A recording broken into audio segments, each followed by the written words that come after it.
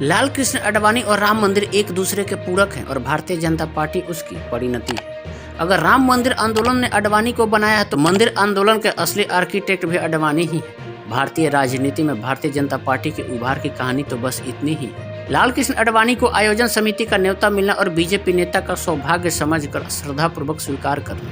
अयोध्या से आ रही है और राम मंदिर से जुड़ी हाल के दिनों में सबसे बड़ी खबर है। सत्ता के राजनीति के शिखर को छूने के बाद राजनीतिक सन्यासी का जीवन जी रहे 96 वर्षीय लाल कृष्ण आडवाणी का अयोध्या जाना है राम मंदिर आंदोलन की पूर्णाहुति है। बीजेपी की बुलंद इमारत का क्रेडिट लेने वाले चाहे कितने भी क्यों न हो, सच तो ये है कि अगर लाल कृष्ण आडवाणी ने भव्य इमारत की नींव रखी है तो राम मंदिर आंदोलन ने मजबूती देने के लिए ईंट और सीमेंट का काम किया है। वैसे तो लाल कृष्ण आडवाणी कई बार बीजेपी के अध्यक्ष रहे, लेकिन अपनी पहली पारी में जो कुछ भी कर दिया सबकी सब पत्थर की लकीर साबित हुई।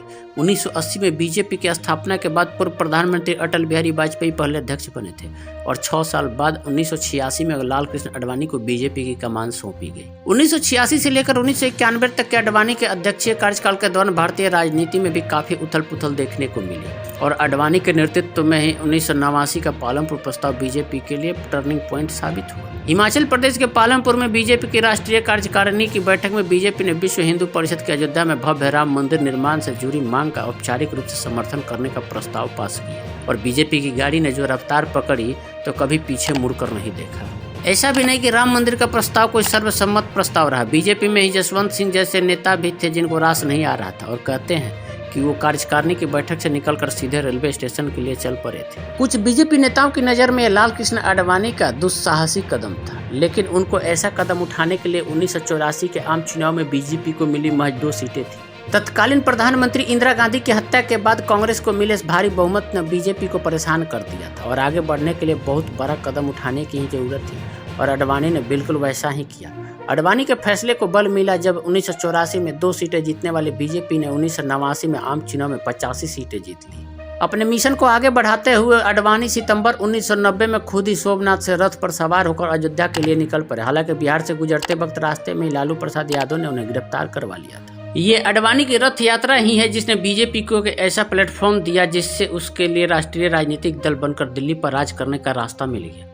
आडवाणी की रथ यात्रा भले ही रोक दी गई, लेकिन 1991 के मध्यावधि चुनाव में भी बीजेपी ने खासी बढ़त बनाई और पिछले चुनाव से 35 सीटें ज्यादा हासिल करते हुए स्कोर को 120 पर पहुंचा दिया। ये वही समय था जब बीजेपी उत्तर प्रदेश में पहली बार सरकार बनाने में सफल रही और मंदिर आंदोलन के एक और बड़े किरदार रहे कल्याण सिंह मुख्यमंत्री बने। कल्याण सिंह के मुख्यमंत्री रहते ही कार सेवकों के हुजूम ने अटल बिहारी वाजपेयी के शब्दों में कहें तो अयोध्या में निकल आए नुकीले पत्थरों को समतल कर दिया था और आडवाणी जैसे ही बोल्ड स्टेप लेते हुए कल्याण सिंह ने अयोध्या की घटना पूरी जिम्मेदारी खुद लेते हुए राजभवन जाकर इस्तीफा सौंप दिया था। 6 दिसंबर 1992 की घटना और कल्याण सिंह की सरकार के गिरने के बाद बीजेपी की रफ्तार धीमी पड़ने लगी। बीजेपी का ग्राफ नीचे जाते देख अटल बिहारी वाजपेयी के नेतृत्व में पार्टी ने मंदिर का मुद्दे पर थोड़ा नरम रुख अपना लिया।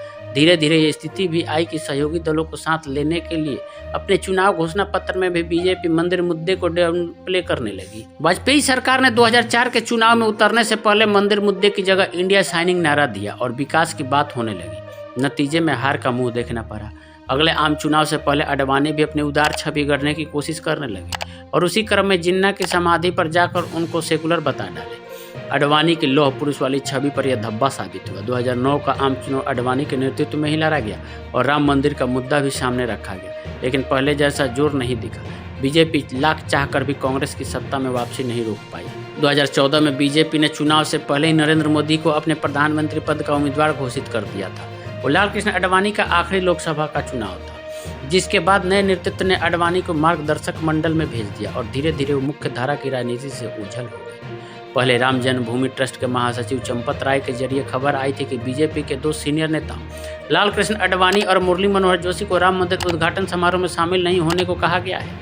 चंपत राय के मुताबिक ये पेशकश दोनों नेताओं की उम्र और उनकी सेहत को ध्यान में रखकर की गई है, लेकिन ये जानने के बाद चर्चा होने लगी कि कैसे पहले लाल कृष्ण आडवाणी को बीजेपी के मौजूदा नेतृत्व ने राजनीति से दूर किया और अब मंदिर आंदोलन के नींव रखने वाले को ही राम मंदिर के उद्घाटन समारोह से दूर करने का प्रयास चल रहा है। बहरहाल विश्व हिंदू परिषद के अंतर्राष्ट्रीय कार्यकारी अध्यक्ष आलोक कुमार, RSS के नेता कृष्ण गोपाल और लाल कृष्ण आडवाणी से मुलाकात कर राम मंदिर प्राण प्रतिष्ठा समारोह का निमंत्रण दिया है। और अडवाणी भी खुशी खुशी शामिल होने को तैयार है। बताते हैं कि अडवाणी की उम्र और सेहत को देखते हुए सभी जरूरी मेडिकल सुविधाएं उपलब्ध कराई जाएंगी। निमंत्रण मिलने पर लाल कृष्ण आडवाणी ने कहा, बड़े सौभाग्य का योग है कि ऐसे भव्य प्रसंग पर प्रत्यक्ष उपस्थिति का अवसर मिला है, क्योंकि श्री राम का मंदिर यह केवल एक पूजा की दृष्टि से अपने आराध्य का मंदिर केवल ऐसा प्रसंग नहीं है, देश की पवित्रता और देश की मर्यादा की स्थापना पक्की होने का यह प्रसंग है। आडवाणी ने न्योता देने पहुंचे नेताओं को आश्वस्त किया कि वो जरूर पहुंचेंगे, हम प्रत्यक्ष वहां उपस्थिति रहेंगे, उस प्रसंग को देखेंगे, उसमें सहयोगी बनेंगे। यह कहीं किसी जन्म में पुण्य हुआ होगा,